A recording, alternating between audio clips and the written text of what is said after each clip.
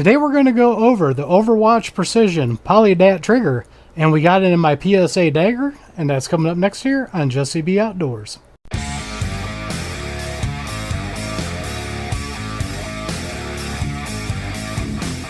Welcome back everybody, and don't forget to like, share, and subscribe, hit that notification bell, leave a comment down below if you like videos like this. First off, before we even get the video started, I'd like to thank Dave at Desert Tactical. As you guys know, when I did my Gucci Glock on a budget video with this gun, I originally had this OverWatch Precision trigger in here and it wasn't running right, so I took it out because I didn't feel safe with it. Well, I talked to Dave, and Dave said he knew what was wrong with it, so he told me how to fix it. So I fixed it, put it in the gun, and today we're going to see if it works. So what I'm going to do is we're going to take it over to the table, we're going to do a trigger pull on it and see what the poundage is on it. Then we're going to take it outside and shoot it and get my shooting impressions of it, so let's get started. Now we're at the table. First thing we're going to do, we're going to show clear, nothing in the chamber, no magazine in the gun, so we're good on that. What we got here is my Wheeler trigger pull gauge. Now, I've done so many trigger videos here lately and done so many trigger pulls, I do not remember what this was. So what I'm going to do, I'm going to leave it right down here so you guys can see what it was in the Gucci Glock video, because I don't remember offhand. But let's go ahead and see what it does right now. Get it on the safety lever here, get a trigger pull on it. Alright, right there we got about, look at that, that looks like 3 1/4 pounds right there. Let's try it one more time. Now, I did not change a striker spring in this at all. This is all trigger stuff. We'll go over that at the end again. Alright, that time we broke at 3 pounds. I'm going to do it one more time, and then what I'm going to do is try to get higher up on it, because I am on the bottom trying to get that safety lever, and we'll see if there's a difference on that. And alright, right there again, you guys can see, let me focus in. We've got a little bit over 3 pounds again on that. That is actually pretty crazy there. I know the striker spring is stock in this one, because I bought the slide and I haven't touched the slide. The only thing we have in this in the back is that Lone Wolf trigger block with their connector in it, and then we got the Polydat shoe and the polished bar from OverWatch, and that's all that's in this. Let's try it again, and we'll go a little bit higher up on the trigger, because that is just crazy. Was not expecting that. So we'll go a little bit higher up on the trigger, and we'll get it to focus in here. Now that time we got about 3 3/4 there. That's maybe a little bit more realistic, but still not what I expected. I expected it to be a lot higher than that. We'll get it in the middle again, a little higher. Oh, that's going to be too high. Let's reset that. Make sure we're on the safety lever there. Okay, we're higher than what we were. There we go again. We are closer to 3 1/2 pounds that time. Do it one more time here. Make sure we're reset and we're higher up on it. And wow, guys, yeah, like 3 1/2 pounds is what I'm going to go with on that. That is nuts. Just for a trigger and a trigger bar from OverWatch, the Polydat, and then a Lone Wolf trigger block in the back, and the only thing it has done to it is their 3 1/2 pound connector. That is pretty crazy right there. Let's take it outside, because that seems like it's going to be a really nice setup. Now we're outside, we're going to try this trigger out here. Now this is the first video I have made a change into my ammo here. I'll tell you guys about it real quick, just because I switched from a Lee 124 grain Tumalube bullet.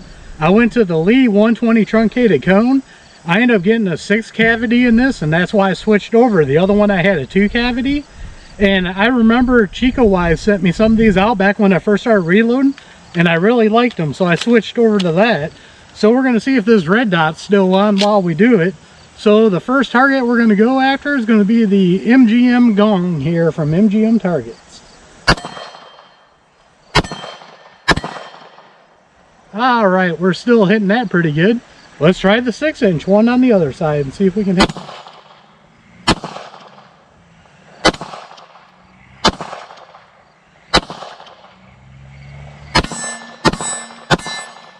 Alright, not bad. Let's go for the small plate.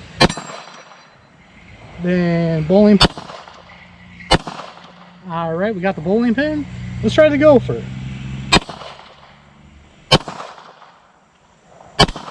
There we go. We hit it on that one. Looks like I hit a little bit low on it. Not too bad, not too bad. That trigger's feeling good here. Alright, that first magazine felt good with the OverWatch precision in here. Now let's try the MGM Coyote target here. Alright, we'll go to the one right next to it. MGM target's plate. Small silhouette. Alright, not too bad, not too bad. Let's finish out on the small plate and just work the reset with the rest of these rounds.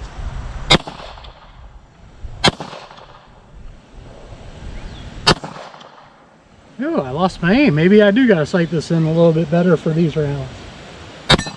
There we go. Nope, it was just me. Go figure.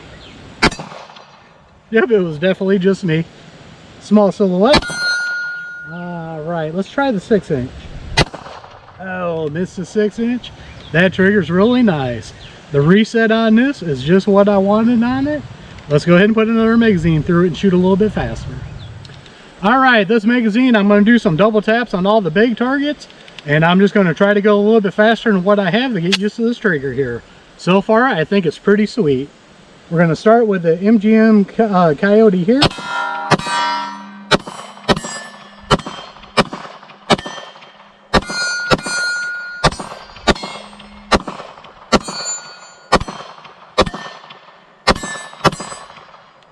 Alright, not bad. Liking that reset on it.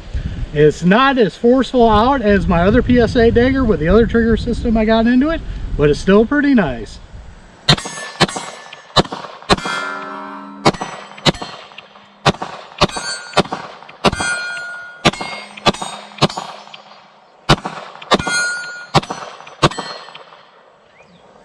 Alright, what's my final thoughts here on the OverWatch precision trigger here?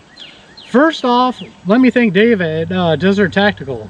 If you guys remember when I did my Gucci Glock video on this, I had some issues with it. I originally put this in and it wasn't working right and I didn't feel safe with it in, so I took it out. I talked to Dave at Desert Tactical because he sent me the trigger that's in my other dagger. He told me how to fix this and I did, and it works. So thanks a lot, Dave.